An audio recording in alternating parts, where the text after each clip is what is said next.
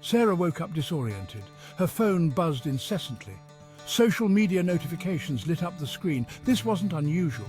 She was, after all, used to the constant digital chatter. But this felt different. The air crackled with nervous energy. A sense of anticipation, of change hung heavy. She scrolled through her feed, her pulse quickening. Headlines screamed of a new American revolution. Hashtags like #DirectDemocracyNow and #PeoplesVoice trended everywhere. What was going on? She felt a knot of anxiety forming in her stomach. The world seemed to have shifted overnight, leaving her bewildered. She clicked on a video that had garnered millions of views overnight. It was a simple message, a call to action. A young woman, her face earnest, spoke directly to the camera. "We are the many," the woman declared, "and we deserve a voice." Sarah felt a chill run down her spine. It was a sentiment she had always felt but never dared to articulate. The video resonated. It struck a chord with millions of Americans who felt increasingly marginalized and unheard. The message was simple. Why rely on elected officials when technology allowed citizens to directly participate in the democratic process? Why elect representatives when we could represent ourselves? Social media, once a platform for sharing cat videos and vacation photos, transformed overnight. It became a vibrant forum for political discourse. A virtual town square where ideas were debated, challenged and refined. People from all walks of life, from all corners of the country, engaged in passionate discussions about the future of their nation. The response was overwhelming. Millions shared the video, adding their own pleas for change. A wave of civic engagement, the likes of which the country had never seen, swept the nation. Sarah watched, captivated, as the digital world and the physical world seemed to converge, their boundaries blurring. This was more than just a hashtag, it was a movement. The traditional power structures seemed to shudder.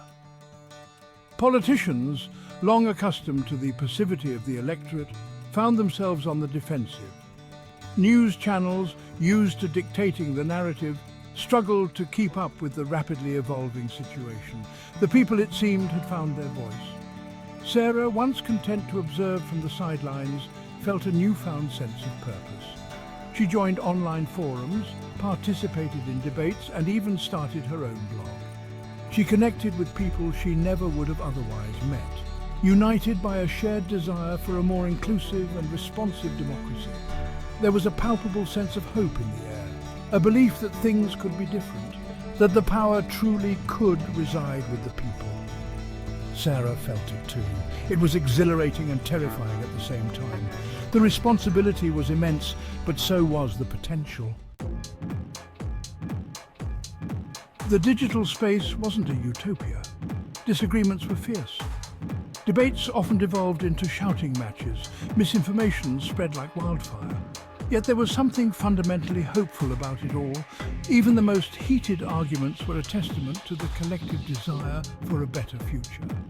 New platforms emerged, designed specifically for civic engagement. These platforms allowed citizens to propose legislation, debate its merits, and vote on its implementation, all in a secure and transparent manner. Technology, once seen as a potential threat to democracy, was now being harnessed to strengthen it. Sarah learned to navigate this new world, to distinguish fact from fiction, to engage in respectful dialogue, even with those she vehemently disagreed with. It wasn't always easy, but it was always engaging. She felt more connected to her community, her country, than ever before. It was too early to tell what the long-term impact of this new movement would be. The road ahead was uncertain, fraught with challenges. But one thing was clear, the old ways were gone. The genie was out of the bottle. The people had tasted power, and they wouldn't let go easily. Sarah imagined a future where every citizen had a direct say in the decisions that affected their lives.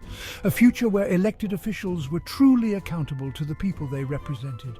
A future where the government was a reflection of the collective will, not the whims of a select few. It was a future worth fighting for. And as Sarah looked at the faces of her fellow citizens, all united by a shared purpose, she knew they had a fighting chance. The dawn of direct democracy had arrived.